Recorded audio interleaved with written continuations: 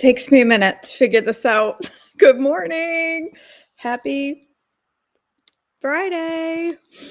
Happy Friday. That's awesome news, Mallory. That's so exciting. That's awesome. All right. I was all comfortable, but now, as usual, I have to readjust in my chair. All right.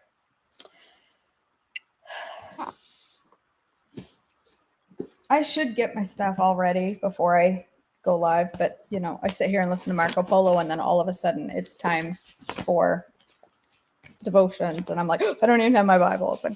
All right. Good morning. June 7th, Wisdom for Life, Ecclesiastes 7, 1 through 14. A good reputation is more valuable than costly perfume, and the day you die is better than the day you are born. Better to spend your time at funerals than at parties. After all, everyone dies, so the living should take this to heart. Sorrow is better than laughter, for sadness has refining influence on us. A wise person thinks a lot about death, while a fool thinks only about having a good time. Better to be criticized by a wise person than to be praised by a fool. A fool's laughter is quickly gone. The thorns crackling, like thorns crackling in a fire, this is also meaningless. Extortion turns wise people into fools, and bribes corrupt the heart. All right, go lay down. Take your toy and get up there. Lay down. Get me a chair. Get up in your chair. Get up there. You get up in that chair.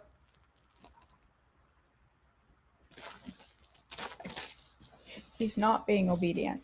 All right. Sebastian, go lay down, buddy. Extortion turns wise people into fools, and bribes corrupt the heart. Finishing is better than starting. Patience is better than pride. Control your temper, for anger labels you a fool. Don't long for the good old days. This is not wise. Wisdom is even better when you have money. Both benefit as you go through life. Wisdom and money can get you almost anything, but only wisdom can save your life. Accept the way God does things, for who can straighten what he has made crooked? Enjoy prosperity while you can, but when hard times strike, realize that both come from God. Remember that nothing is certain in life. The limits of human wisdom, Ecclesiastes 7:15 through 8:1. I have seen everything in this meaningless life. Sebastian, hey, stop.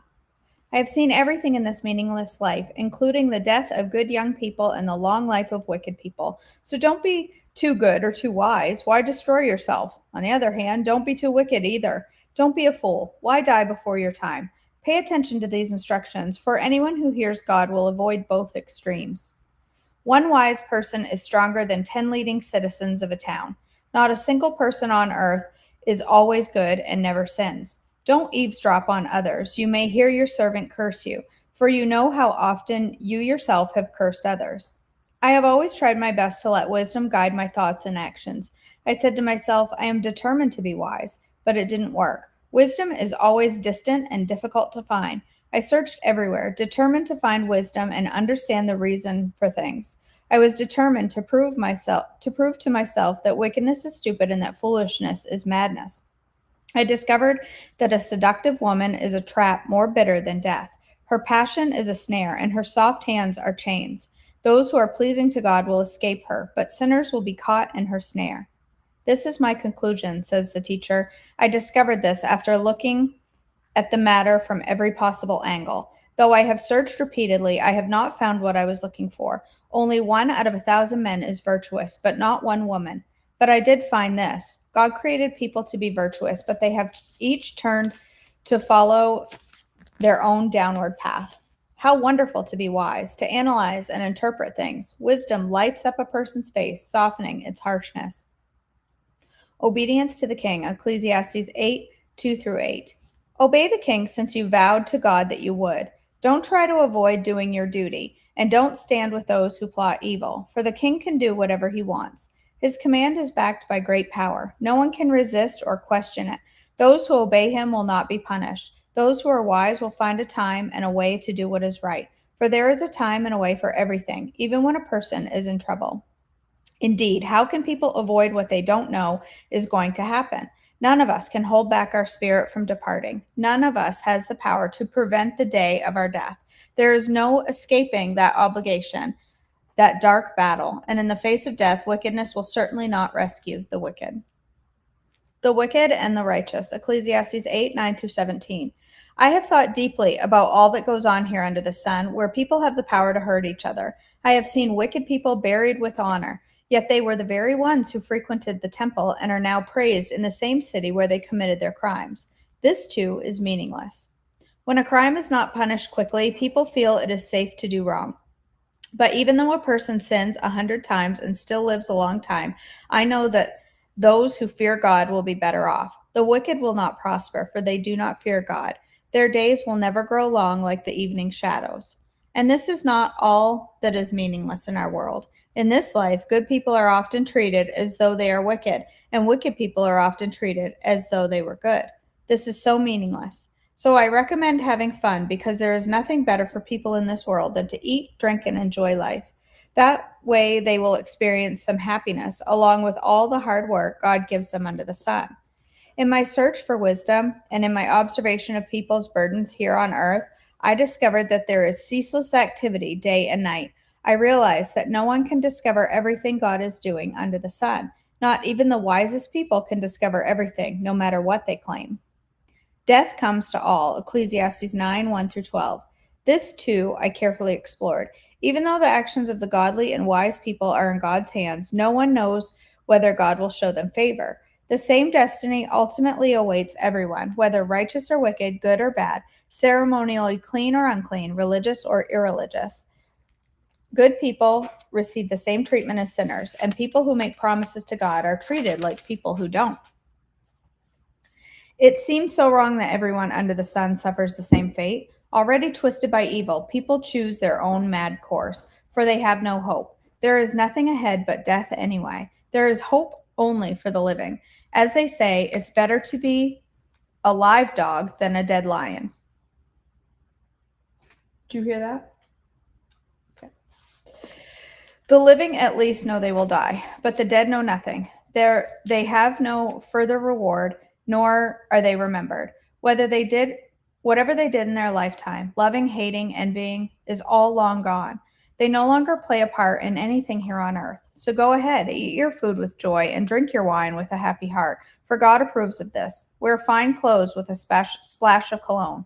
Live happily with the woman you love through all the meaningless days of life that God has given you under the sun. The wife God gives you is your reward for all your earthly toil. Whatever you do, do well, for when you go to the grave, there will be no work or planning or knowledge or wisdom. I have observed something else under the sun. The fastest runner doesn't always win the race, and the strongest warrior doesn't always win the battle. The wise sometimes go hungry, and the skillful are not necessarily wealthy, and those who are educated don't always lead successful lives. It is all decided by chance, by being in the right place at the right time. People can never predict when hard times might come. Like fish in a net or birds in a trap, people are caught by sudden tragedy. Thoughts on wisdom and folly. Ecclesiastes 9:13 through 10:20. Here is another bit of wisdom that has impressed me as I have watched the way our world works. There was a small town with only a few people, and a great king came with his army and besieged it. A poor wise man knew how to save the town, and so it was rescued. But afterward, no one thought to thank him. So even though wisdom is better than strength, those who are wise will be despised if they are poor. What they say will not be appreciated for long. Better to hear the quiet words of a wise person than the shouts of a foolish king. Better to have wisdom than weapons of war, but one sinner can destroy much that is good. As dead flies cause even a bottle of perfume to stink, so a little foolishness spoils great wisdom and honor. A wise person chooses the right road, a fool takes the wrong one. You can identify fools just by the way they walk down the street.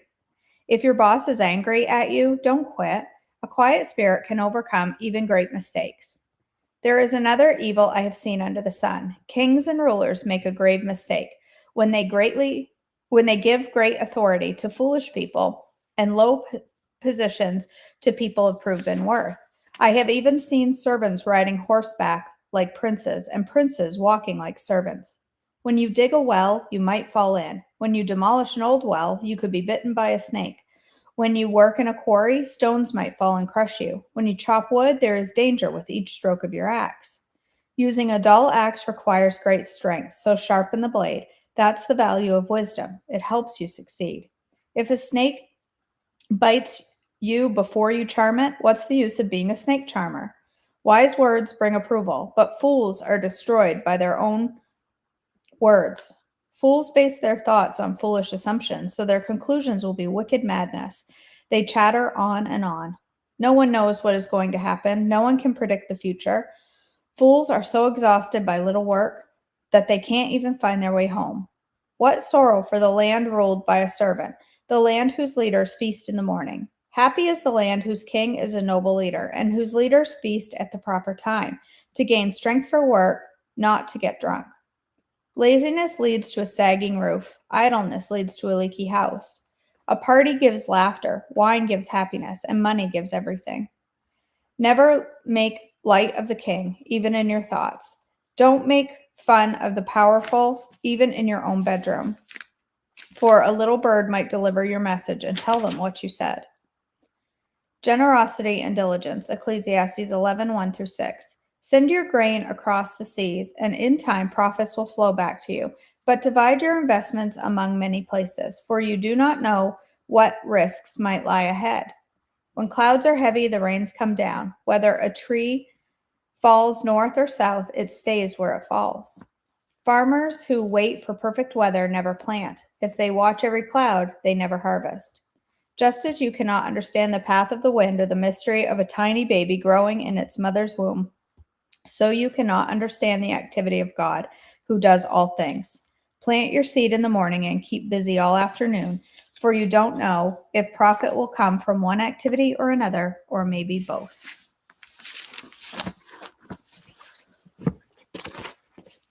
Did you glean some wisdom from that, Sebastian?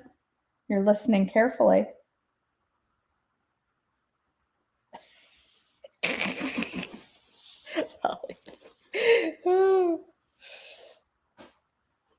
All right, we're on page 52 of our book, Breaking Free from Body Shame. We're about halfway through this section. What God proclaimed very good, the serpent declared not enough. We can see what came next. Shame. The first time Eve was misnamed and the first time she was introduced to shame. That's what shame does. It whispers to us that we lack, and suddenly we are aware of how less than we are in the eyes of others. We didn't know, and then suddenly we did. Just as Eve was unaware of her nakedness, then suddenly ashamed of her natural state. When we believe a misnaming spoken over us, we are thrust into a whole new reality that does not agree with the kingdom truth about our bodies. Like Eve, the knowing that came from the misnaming didn't help us, it harmed us. And we couldn't unhear or unsee the world once we were exposed. Shame and striving were suddenly that much closer to our skins and our souls. For many of us, this kind of naming also occurred at school, perhaps at recess or in the cafeteria. These were the first moments we heard another human use piercing words to name our bodies. For me, it was as simple as the other girls starting a gymnastics club on the playground. They told me I couldn't be in it because I was too heavy to lift myself over the bar. They were right, and suddenly I felt so wrong. I started a running club with a few boys instead, and I wonder now how long I've been subconsciously trying to outrun that moment. The initial misnaming may have happened for you via TV, and it may have occurred later when you assumed you'd go through life unscathed. It may not have impacted you until marriage or after your first child was born. It may have been a coach, a dance instructor, a youth pastor, a boyfriend. It may have been someone you never personally knew. I have a distinct memory of passing a boy in the hallway in high school. I have no recollection of his face or identity, and hearing him mention with disdain the arms of another girl I knew, then instinctively assessing that mine were bigger than hers. It was a misnaming by a faceless human who held no density in my destiny, and I have not forgotten for over 18 years. The misnaming we experienced told us we were too big or too small. The misnaming told us to be wary of becoming certain things. The misnaming told us we were abnormal or ordinary. The misnaming happened in the natural, a transaction of irrelevant and obscene words in which we exchanged our ability to hear with our ability to believe we were made good in a heaping moment that we could not have possibly consented to. The misnaming is worth mourning. The misnaming is worthy of our attention. It cannot be reversed, but it can become a moment reclaimed with a wild mix of mercy, grace, and healing that we absolutely have access to. We can be women who take off the brokenness of the names we've been called and pick up the beauty of the true names we've been given by God. Every single day. That book, I'm like, I love this book. It's so powerful. It's so powerful. Hi.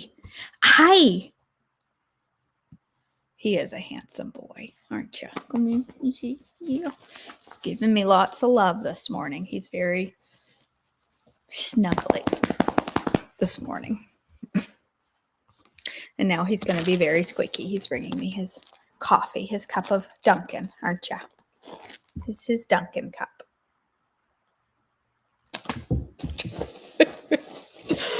Oh, all right. You stop squeaking while I pray. Okay? All right. You pray too, Bessie. We should have taught him at a young age how to bow to pray. All right, my friends, let's go ahead and end in prayer. God, our Father, we thank you for this day, and we thank you for your many blessings, and we thank you for your love and your mercy and your grace and your message and the word this morning and the message delivered through Jess Connolly. And just, you have so much for us, God, and I thank you. And may we recognize today as we go through our day just how powerful you are, how mighty you are, and how much we are loved by such a mighty creator. God, I pray for each woman here today and the concerns on their heart. I lift them up to you, and I ask for your peace and your mercy and your strength for all of them today. God, we thank you and praise you for Mallory's family and their this surgery taking place and the success from that. God, we also praise you for Sam and his successful surgery, and I pray for continued healing there. God, as we go through our day, may we recognize just how much you love us, and may we give that love to others that we encounter today. In your precious name I pray. Amen. All right, my friends. Thank you for joining me. I am going to go live in just a moment to make affogatos. I'm excited about that. If you've ever had one, I'm excited. I watch on YouTube, and my dog Bailey watches TV and looks all around for Sebastian and his squeaky toy. That's so cute. Yeah, he's distracting too many dog households as they all look around for the squeaky toy. It's hilarious. You've never heard of an affogato, Sunny? Well, you're going to want to watch this then, because you're going to want one. Right? All right, my friends. I love you. Thanks for joining me, and I hope to see you in a few